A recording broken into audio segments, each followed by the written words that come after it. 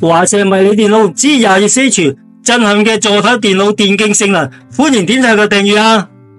你想唔想買一部電腦？佢強勁嘅規格成部電腦座台機嘅咁嘅規格功效嘅功能，而又好似好的式嘅，好似後邊呢部咁的式嘅 size 嘅，好似啤幫嘅的式電腦，又唔會大地方，但價錢又唔算太貴喎。好，你好，我係 Victor，歡迎咗呢個偉大 YouTuber 樂趣頻道啊！未講之前咧，先講個故仔先。我有個朋友開咩都唔怕，叫 Bruce 啊。咁佢嚟講阿 Bruce 咧就想買部電腦咧，想一勞永逸咁屋企。咁屋企又唔算太大，所以希望好似揾到呢部電腦細部咁的式，但係功能又要強勁喎。咁價錢又唔算揦嚟喎。咁所以揾咗幾方面嘅搜集。第一個搜集當然大陸平啦，係咪先？咁睇見嗰個淘寶、京東睇見，咦有隻叫機械革命喎，幾抵喎，6400人仔嚟到香港睇過高登都有得買嘅，大概都係8000蚊左右嘅港幣啦。咁規格咧就係第12代嘅 Intel i7，咁3060覺得價錢 OK 啦，不過就規格就麻麻地啦。咁維修保養更加唔識講啦，你知大陸嘢係咪 ？OK。第二咧就睇見有 Zotac 呢個牌子喎 ，Zotac Max One 喎 OK 喎，睇見第13代，不過佢係 i7。咁有4070喎 ，display 卡喎唔錯啊 ，NVIDIA 4070 OK 喎，不過價錢就翻一翻，由8000蚊變16000蚊，佢都可以接受嘅。最撚睇見華碩正，華碩呢個牌子 OK 嘛，又睇見華碩頭先呢個 model 喎，呢個 model 就一陣介紹 ROG G22H 1490KF 啊，我睇見呢個牌子 OK 喎，因為華碩梗係順好多啦，個 size 又咁細喎，咦價錢咧升咗3倍又翻一翻叫24000喎。都可以諗下喎，咁就睇個規格 I9 喎嗱，再講一次呢個嘅 serial number 即係 band number model number 就係 G22H， 仲要 -1490KF， 1490就代表 I9， 我睇見 I9 OK， 因為第14代啊嘛，跟住睇見咧 display 卡好緊要啊，打遊機希望勁啲喎，咦4070喎。有 I9 有4070 OK 可以接受啦，你當然可以4080、4090啦，貴好多。所以4070喺度高階嘅 display 卡嘅界線，高階嘅入門嘅，即係我覺得接受到24000 OK 去傾價錢。咁佢叻啦，喺百老匯嗰度買。其實豐澤有賣，而家應該冇賣㗎啦，百老匯可能仲有賣。咁減價左撳右撳嘅 display 卡分期付款機卡21900。咁呢個 OK 喎，咁佢呢3個之後揀咗呢個華碩咧，好華碩呢個規格G22H 呢個規格，再講一次，佢用 i9 嘅第13代嘅，跟住用 display 卡4070嘅，咁當然唔可以大底板啦，你睇咁嘅 size， 呢個咁嘅 size 就係呢部電腦啦。咁呢個華碩嘅迷你 PC 嘅 IC， 佢嘅底板唔可以大板，就用咗 B760 chipset 嘅，好。咁佢嗰個 memory 咧係32GB，聽清楚 DDR5 係 DDR5 唔係 DDR4，起碼用5至10年啦，所以冇擔心呢方面啦，所以覺得 OK 嘅。咁如果 SSD 即係嗰個 hard disk 咧有一個 T 嘅，一個 T 係 for system 裝咗 Windows， 另外一個 T 你自己 for data 所以夠嘅。好，前面簡單啲簡介，因為呢個規格表都講清楚啦。咁前面咧佢有2個嘅3.2嘅 Gen 2嘅 Type A 嘅 USB， 亦都有一個3.2嘅 Gen 2嘅 Type C 嘅 USB。咁後邊咧當然有1個 G 嗰個有線寬頻嗰個上網線啦。記住佢呢個淨係得 HDMI， 係冇 display 播嘅，所以買嗰時你要小心啲啊！你只係插到 HDMI 嘅。OK， 咁跟住後邊都有2個 Type A 嘅 2.0， 同埋2個嘅3.2嘅 Gen 1嘅 Type A 嘅 USB。當然啦，佢入邊有slot 位有 PCI 一個 slot 啊，或者俾你插個 M.2， 不過呢個 M.2 係 for 嗰個WiFi， 佢有個 WiFi 卡嘅，亦都要俾你插個2個 DDR5 嘅插槽嘅。所以頭先講過啦，2個 DDR5 已經插晒㗎啦，所以冇得插㗎啦。咁覺得可以升64，不過問過去而家呢刻鐘係冇辦法。咁將來咧好似 display 卡啦，我相信5070咧。因為華碩佢有自己嘅display 卡，我相信可以將來可以換，所以升級唔怕。咁佢嘅 size 嚟講咧，大概係重量咧有8.4 kg 啦，即係18磅咁上下。咁 size 即係好似2個 liter 啫嘛，咁2個 liter 唔係好大啫，所以嚟講即係2公升嘅水嘅個 size 我都唔好大啫 ，OK 啊，所以嚟講佢嚟講個價錢佢可以接受到，個功能同埋可靠性好啲。當然啦，華碩響個 Zotac 又好，響個機械響得多，可靠性高好多，所以佢接受到啦 ，OK 啦。咁咧，咁佢嘅強勁嘅規格一收好再講，之後咧就會首先梗係要開箱啦，開箱跟住裝 Windows 啦，再做種種嘅測試啦。好，去片嗱，之前咧我講過啦，我朋友咧就會有睇3部機嘅，一個就機械激光嘅，之前都講過啦，另外一個咧就係嗰個 Zotac嘅，咁最知道揀咧華碩呢個 G22CH 嘅。咁咧呢部機咧，其實係一個迷你細機嚟。咁如果你屋企發覺啲唔夠大，size 唔夠大，用呢啲最啱噶啦。佢麻雀雖小，五臟俱全。佢嘅規格咧就係呢個嘅規格。咁睇個規格啦，嗱最簡單佢係 I9 啦，我最主要係 I9 啦。咁呢個簡單介紹佢有I9 啦，咁有個4070啦，同埋有嗰個RAM 就32GB嘅，亦都有2個 T 分開2條啦，一個 2條 M.2 一個 T 一個 T 咁嘅，咁一個 T 起動嗰時就會快啲。咁當然啦，32GB係起手式就我覺得係啊，將來咧可能我朋友可能會用5至10年啦，到時我會推薦佢用64GB啦。咁呢個開箱時間就開啦。你睇見呢個麻雀區小五臟俱全，當然有少少缺點啦，梗係講咁個人嘅喜好啫，我嘅希望係白色啦，咁我覺得黑色冇辦法啦。咁同埋咧，再講呢啲喺百老匯豐澤都買到嘅。咁如果有啲 Visa 卡好啲咧，我又覺得好似我朋友就喺百老匯買嘅。咁原價24000多啲嘅，經過啲中銀信用卡之後就22000都多啲 OK。我覺得就係個性價比 OK，因為你係 I9 嚟噶嘛，你冇可能買好似之前嗰個機械激光嗰個6400咁平人仔都冇可能啊嘛，你買唔到。嗰個係12代嘅，仲要係3060嘅。同呢個4070爭好遠嘅。嗱，少少講題外話先。如果以 display 卡 GPU 嚟講咧，4070係一個分水界，即係一個 display 卡嚟講，高階同埋中階嘅分水界。而嗰個高階嚟講咧，最低限度就係4070，再上4070 Ti。當然啦，你有錢買4090啦。咁而家4090就好貴啦。OK， 唔阻大家時間先開箱先啦。哇，嗱呢啲咧 keyboard 咧就有線嘅。咁咧，我就建議個朋友用啲無線會好啲。無線 keyboard， 某時當然啦。如果你諗住係打機嘅，梗係用啲有線噶啦。咁平時文書用咧都用無線嘅。呢部機轉俾大家睇下先。呢個可以轉得個唔錯，幾好。我擠翻正中間先。佢咧呢個嘅華碩咧，佢係細啊呢個口。我朋友揀佢嘅原因，亦都係我原因嘅。第一，華碩個牌子會好啲嘅，佢嘅 display 卡都係用翻華碩嘅，底板亦都係華碩。佢頂部咧有個 start 掣，上面咧亦都有2個 USB， 呢2個 USB 係應該係 Gen 2嘅。除咗 USB 之外，其他啲micro USB 都有晒。呢個唯一美中不足咧，佢冇個 reset 掣，呢個只係一個 power 掣。轉移俾大家啦，睇清楚佢嘅後邊啊！嗱，呢個佢嘅後邊，好。佢後邊有啲咩 port 位咧？睇下，佢有4個嘅，2個 USB 3.2T 嘅，呢個就係2.0嘅，呢個就3.2嘅。咁亦都有個插個嗰個1個 G 嘅 LAN 線，呢個咧就應該係 HDMI 線嚟嘅，其他嗰啲 audio 嘅線。呢都有 display port， 如果有 display port 最好啦。可惜我朋友咧個 mon 咧，可能係我 sponsor 俾佢啦，就冇 display port， 就用住 HDMI 啦。係咯，有 display port 優點係玩遊戲機會好啲嘅。咁我 HDMI 都得，我哋睇電視 AV 就 OK 嘅。咁呢個掣咧，你即係彈去，撳去，佢就會彈出嚟。咁呢個彈出嚟嘅蓋咧，就係掀得起啦。咁呢掀得起咧，咁點樣整翻入去咧？就係咁樣插翻落去。將呢個掣按翻呢邊，佢自然得噶啦。到你想開翻，撳個掣，佢就可以彈出嚟。彈出嚟嘅幾個優點，第一，梗係希望了解下呢部機究竟個核心係點樣嘅咧。好，就睇睇啦。你將呢個嘢除出嚟咧，舉個例，呢個除出嚟，睇份先出嚟。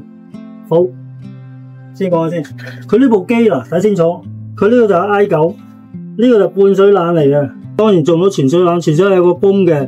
就全部嘅，呢個係半衰啦，佢淨係放呢個 CPU。咁你如果 GPU 嘅 display 加入邊咧，佢哋都嘅風冷同埋水冷都做到嘅。咁你睇到佢有64唔係32啫，16×2嘅 RAM 喺度。咁亦都有兩個 SSD。頭先講嘅 WiFi 6E 嗰個 SSD 嗰個 module 嘅喺呢度，就係呢度嚟嘅。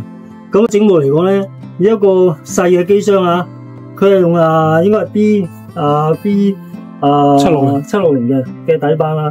細嘅機箱大概咧呢個就8 kg 咁重嘅 OK， 如果我冇記錯嘅話，咁呢個睇線走線好靚啦 ，OK 啊 very good 啦，所以咧呢部機係值得嘅，即係喺我嚟講性價比22000，即係折扣咗之後啊，頭先講過啦，如果你有中銀信用卡之後，經過去豐澤百老匯，咁會平啲嘅 ，OK， 咁我咧先，咁砌翻入之後咧。我就會再裝 Windows， 我要簡單講一講之後嘅性能咧。舉個例咧，就試下嗰啲遊戲嘅性能啊，或者其他嘅性能，或者佢嘅 display 啊，CPU 溫度幾多，佢嘅效能性，到時會一會做晒。好，先入睇到啦，點樣裝，點樣拆出嚟啊？咁跟住又開箱之後嘅環節啊，點樣裝電腦呢啲活天緊噶啦。好，之下咧就係講佢個跑分係點樣睇佢嘅性能點樣噶啦。好，開片。好，到而家到最先嗰 part 係測試呢個華碩 G22H 嗰個電腦，佢入邊嘅 benchmark 分數啊，同埋佢表現嘅 performance 係點樣？好，呢部機首先開先，喺佢本機嗰邊睇個內容，睇呢部入邊有啲咩舉例啦，佢 i9 啦，CPU 有 i9 Intel 啦，1390 KF 意思即係可以超頻到嘅。記住呢部機 G22H 呢個華碩咧，佢 CPU 咧。佢係座機版嚟，而唔係移動版啊！出邊我所知道咧，有啲話好細部啊，細部唔係好似迷你電腦咁啊，仲細過本書啊，放喺本書咁細啊！佢都用 i9，不過佢係移動版嚟，所以話會係差啲嘅。我哋都知道咧，呢個華碩系列咧，譬如話 G22H，佢呢個係第13代啊，即係2023年10月之前嘅第13代 CPU， 佢而家都出咗第14代嘅。不過第13代同14代之間冇乜分別嘅，只不過架構就改少少啫。我成日講個 Intel 嘅 TikTok 就話2年一個 Tick， 1年一個 Talk， 2年一個 Tick 即係話佢嗰個架構 structure 會改變嘅。所以咧，而家買第13代同買第14代冇乜分別嘅咋。最緊要第15代即係出年出嘅，應該係今年年頭開始有出噶啦。佢第15代咧就係 for AI 嘅，咁即係多咗個 NPU。咁如果而家華碩出第14代嗰啲，而家雖然係13代嘅，我而家示範俾你嗰啲冇乜分別，所以咧，如果你想價錢平翻啲，都係買翻我而家推薦呢個會比較好啲。如果話14代會貴啲，但係冇乜分別，只係個 frequency 超頻上係多咗啫嘛。如果個 frequency係 stand for， 譬如話開始係3個 G 嘅，超頻到 5.8 個 G， 但如果第14代超頻到6個 G， 冇乜分別啫。價錢貴咗啲就無謂啦，個架構即係改少少都冇乜大價。大架構嘅再講一次，去到第15代 for AI 先啦。OK， 咁呢部再睇睇啦，佢 Windows 俾你咧就 OEM 係11家用版本啦。咁呢個 G22H2 嘅，咁我聽到如果 Windows G23H2 升唔到嘅，咁 Windows 都講過微軟佢有問題嘅，今年年底將會 24H1H2 要代替翻，所以而家都費事再講呢啲啦。OK。咁呢個佢自己嘅簡單版本，而華碩嚟講咧，本身咧佢可以裝啲軟件啊，叫賣華碩，呢個就係賣華碩，佢幾好嘅，知道譬如話 CPU 幾多度啊，用咗幾多啊，咁機體用咗幾多啊，呢個咧佢自己嘅嘢，咁亦都有其他嘅設定都唔錯啦。嗱呢樣診斷到啊，同埋咧佢個最大優點咧就呢個可以BIOS update睇到喺 Windows 之下。你可以撳然後再 update 到，好過你又要 download 又揾網站，所以華碩呢個服務都唔錯嘅。咁如果你其他華碩裝置咧，佢會同你拎埋一齊嘅。咁呢個有其他嘅 Apps 啊，係如果你係華碩嘅，如果再講次，如果你係華碩嘅，你可以再裝幾部跨平台嗰啲嘅手機啊 device 啊，或者係啲裝幾多 mon 應用啊，呢啲你可以慢慢睇下啦。咁呢個都 OK 啊，咁即係話。呢個賣華碩嘅，佢自己本身嘅軟件自己表現咗 Apps 都唔錯嘅 ，OK。咁啊，再睇翻個 CPU 啦，睇翻佢佢有啲嘅資訊啊，同埋你測試分數啦，又係講過啦，第13代啦，咁啊10納米啲費事講啦，咁 frequency 嗰啲好清楚嘅係幾多啦，咁啊再講上去佢係8個P core 16個 E core， 即係8個大核16個細核加埋24個核心嘅，咁啊分數咧就測試下分數啦。CPU 嗱講過啦，我哋 i9 呢個 benchmark 嘅分數咧就1390 kF 嘅 frequency， 佢個最勁抽最佳紀錄就係單個 core 910咧，多個 core 就16816，而我呢部機咧就走出嚟咧單個 core single core 就862，而 OK 啊，接近佢個最佳910啦，而分數咧14271.1，最接近佢個 multi core 個16816啊，所以呢部機嘅分數好貼近你最好嘅表現嘅功能嘅，所以呢部機嘅i9 嘅 CPU 都唔錯嘅。好，呢個就試完呢個嘅佢嘅 CPU Intel， 再講其他先。喺華碩嚟講咧，佢本身有啲軟件咧，佢自己撳咗落咧係俾華碩用。GPU 咧即係你嘅 display 卡啦，我講佢基本上佢係4070啊，佢係12GB 嘅 RAM 嘅，4070 12GB RAM。補充翻次，頭先個 CPU 就 i9 佢32GB 嘅，而家呢個 display 卡就係4070咧，佢唔係 TI 啊，我講好似係4070啊。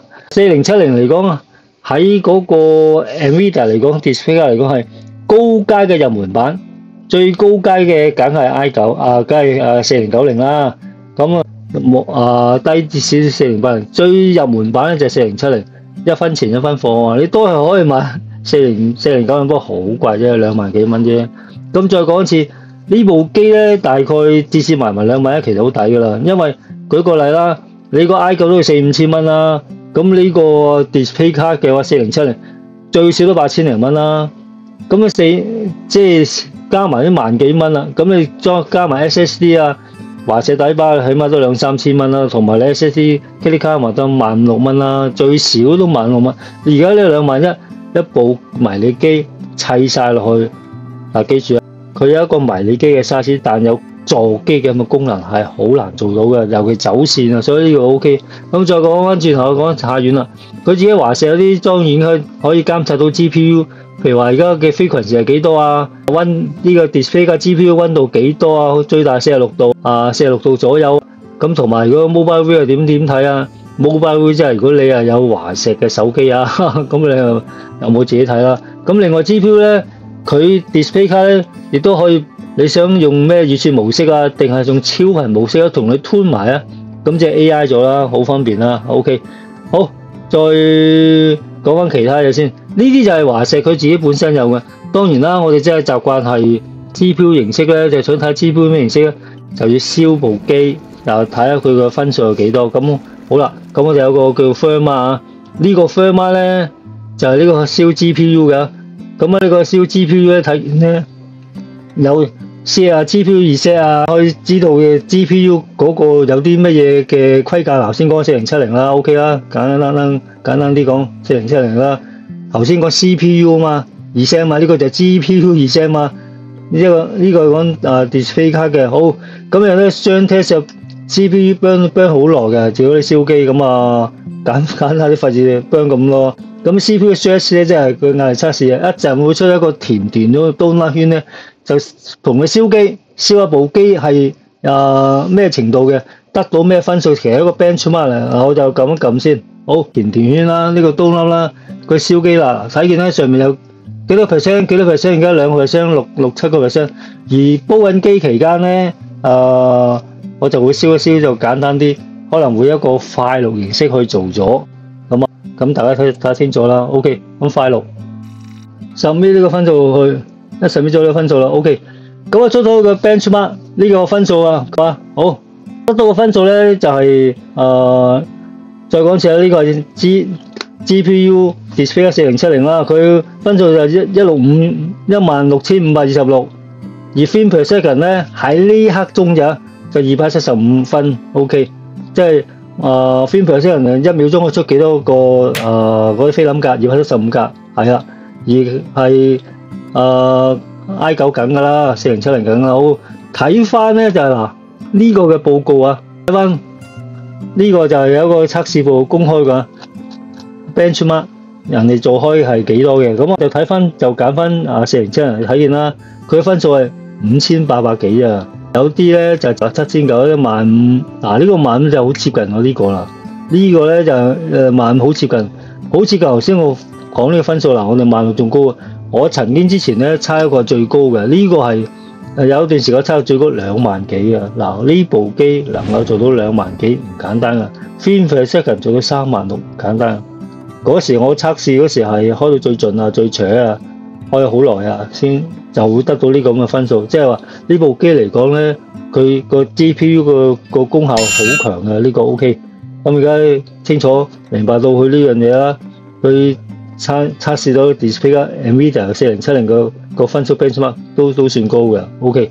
咁即係一般遊戲就可以解決到。好，未講遊戲之前咧嘅測試咧，再講翻，你有可能又要拍啲剪影嘅軟件嘅，譬如話你要發啲 Photoshop Photoshop 整圖啊，你要拍 Adobe Premiere Pro 啊，要拍片，咁又分數幾多咧？好，我哋有另外一個軟件測試嘅，呢個咧就係 PitchMark， 呢個係 3D Mark。好，咁呢個測試咧，嗱睇見咧，我哋有呢個 Premiere Pro 同埋 Photoshop 嘅，呢兩個嘅軟件都有嘅。呢個就測試嘅 benchmark standard 啦，睇到啦，佢 loop 寫呢個嗰個local host 唔喐嘅，所以費事測試啦。如果測試到咧，就好似呢個圖形呢個巴測，同埋你打橫呢個巴測嘅分數噶啦 ，OK。而家個測試遊戲咧就係用嗰個 3D Mark 啊 ，3D Mark Demo。呢個 3D Mark Demo 咧就係Steam 呢個嘅系統。介紹嘅 3D Mark 可以測試呢個遊戲呢部電腦嗰個分數，用呢個嚟做一個測試。有個測試咧就係一個 Time Spy 啊，即係時間間諜啊。咁呢個就係電腦遊戲嘅測試啊。喺iOS 12，好執行，好而家開始啦。咁呢個測試期間咧可能會用快錄去做，即係用快播去做。最主要就係測試佢嘅分數啊。有冇光追啊？佢個 frame per second 啊，佢個溫度等等等等。開始。測試期間咧，我就可能會快播。睇見啦，佢個聲音啊，佢個光追啊，有冇窒㗎啊 ？frame per second 啊，一陣嘅溫度啊嘅分數啊，就逐步講㗎啦。睇見呢個光啊，冇窒㗎，好光啊，好閃 ，OK。一陣所有嘅分數咧就會顯示晒個 score。咁我而家以一個快錄快播形式俾大家分享。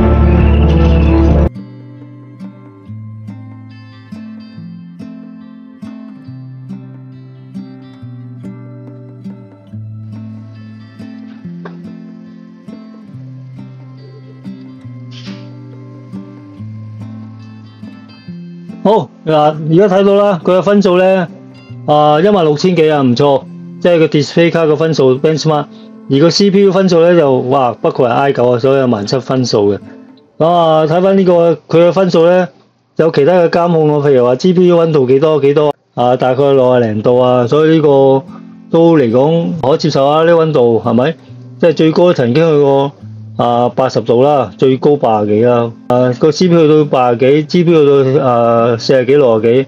咁即係 GPU 個 display 卡就60零度，而個 CPU 大概係70至80度啦。呢個佢做個水冷 auto cooling 都 OK， 所以個分數而家睇到佢玩遊戲機嘅可以達到咁嘅分數啦。我嘅分數就16938啦，平均就18000啦，呢個分數最佳就21000 OK。所以都唔錯，咁即係話而家睇見啦，就呢部機嘅軟件、遊戲同埋個剪影，之前個剪影咧，即係 Adobe 係先錄咗，而家再做唔翻，冇辦法啦，都佢個網站個分數有問題啦。OK， 所以總結嚟講，呢部華碩 G20H 咧，不論係玩遊戲軟件啊，喺嗰個側邊嗰個 editing 個剪影個片。CPU、GPU 個分數都可以 OK。又翻嚟啦，好中意咁講。嗱，睇緊呢部電腦咧，其實 OK 啊，以2萬1左右嚟講，個可靠性啊，同埋嗰個壓位嘅程度啊，功能嘅強勁啊，同埋將來嗰個可以配合嗰個，譬如升唔升級啊，舉個例啊，4070可以用5070，你其他嘅未必得，但係華碩你自己牌子都有嘛，自己可以將來升級都可以換一張 display 卡 ，DDR5 啊更加唔需擔心啦。所以喺無論係 hard disk 好 SSD 好，不過即係提一提咧，佢因為嗰1個 T 第一個係裝咗SSD 咧係冇得換嘅，呢個 for Windows 你裝咗佢噶嘛。另外個可以你一個 T 掹咗上2個 T 3個 T， 只要 update 個 BIOS，我相信佢都可以俾你嘅。所以呢個喺嚟講平靚正好，所以喺我嚟講 OK 啊。即係同我理念一樣啊！嗱，上一期都我介紹咗部超級電腦，希望用5至10年㗎。我朋友都咁諗㗎，我 push 咗咁耐，希望可以用5至10年啦。我都覺得係。當然啦，佢咩問題嘅，梗係揾我㗎啦，係嘛？大家朋友啊，冇所謂，照幫啫嘛。好啦，今次就介紹呢個電腦俾大家睇，即係有關咩數碼嘅嘢，我會分門別類啊。上一次就講我部超級電腦啦，咁今次又講另外一部細機迷你機有強勁嘅功效，價錢性價比又比較高啲。下期有啲咩好嘅介紹，不論係軟件、硬件啊、手機啊，就會再介紹噶啦。OK， 咁希望大家最緊要俾個讚我啦，同埋最緊要訂閱。OK， 咁就下一集見啦，拜。